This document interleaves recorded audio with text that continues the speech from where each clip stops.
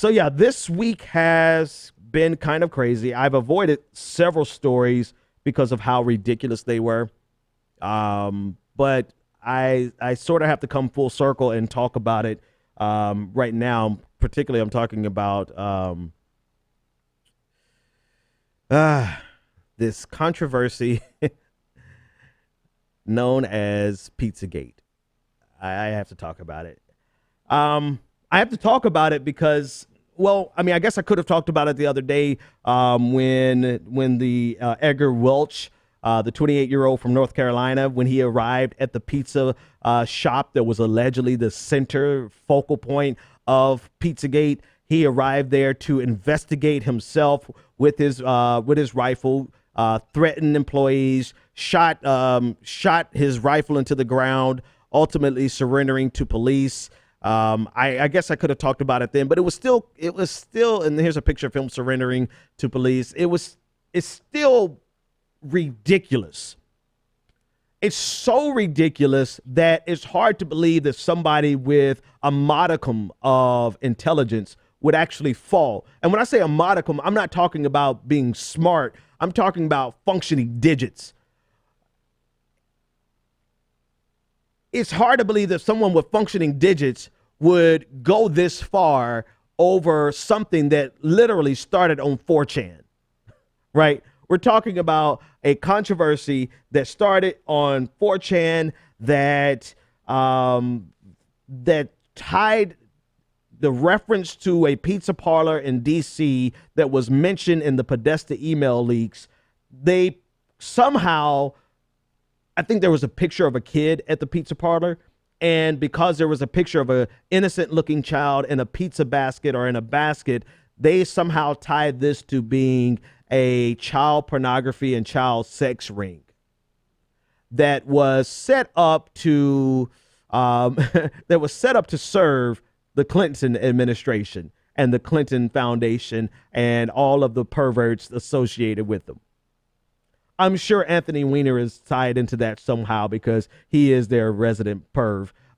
So it's hard to believe that someone with functioning digits would go from 4chan all the way to I'm willing to get arrested and damn near killed over a conspiracy that I found online.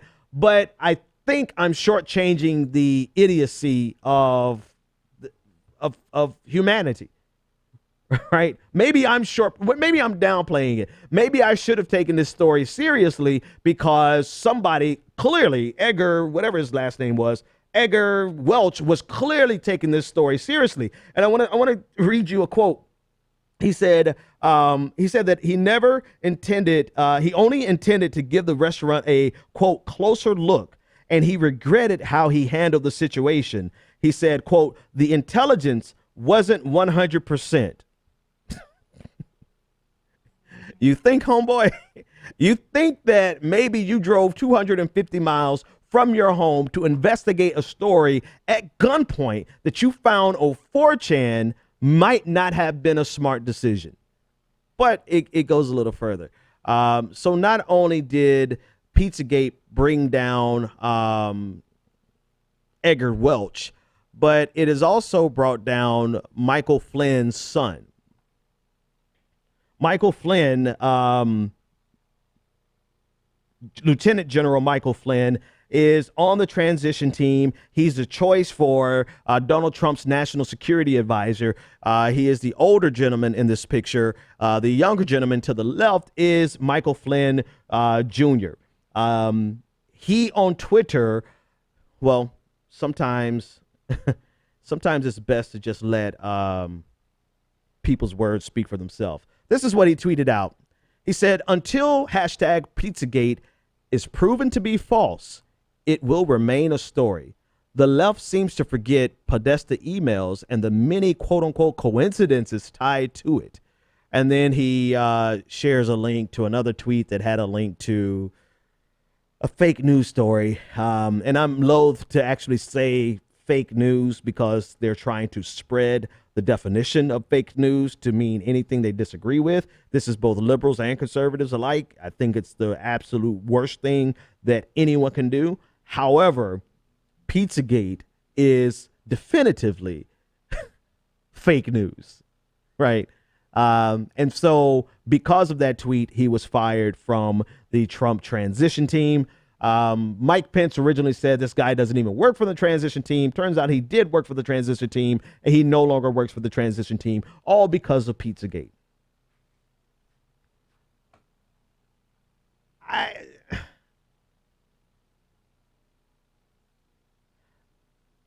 I think that's enough on this story. I didn't want to cover it in the first place, but I guess I wanted to talk about it because of a couple of things. I lied. I do want to talk about the story, but I've been avoiding it. The desperation and the derangement of some people on the on the right, but definitely on the left too. But right now we're talking about people on the right.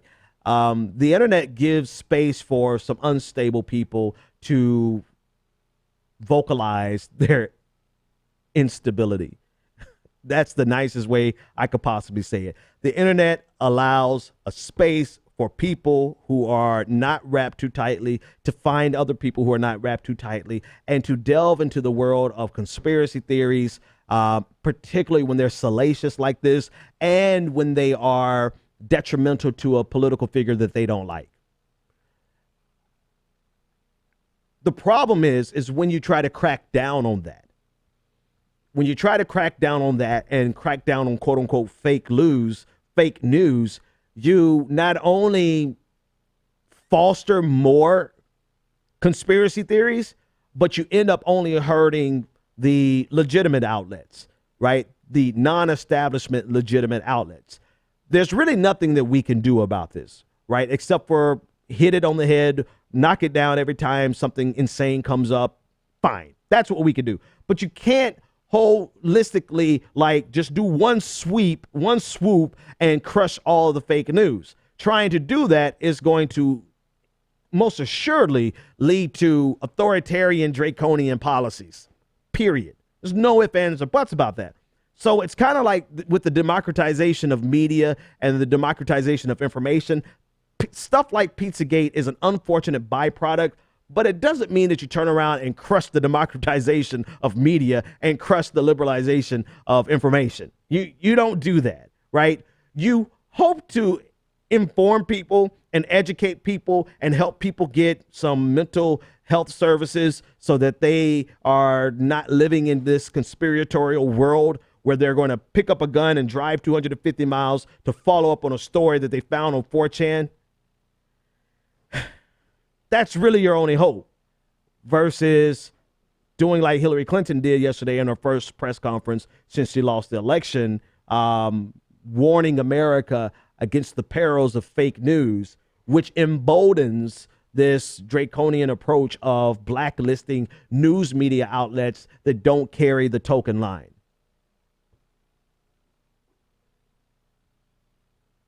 I mean, what are you going to do? That's all you can really do is try to help people to be more intelligent versus trying to crush and undo the democratization of media and the liberalization of information. That's but you can always count on authoritarian tendencies to rise up when something is a challenge, when something is challenging. Yeah.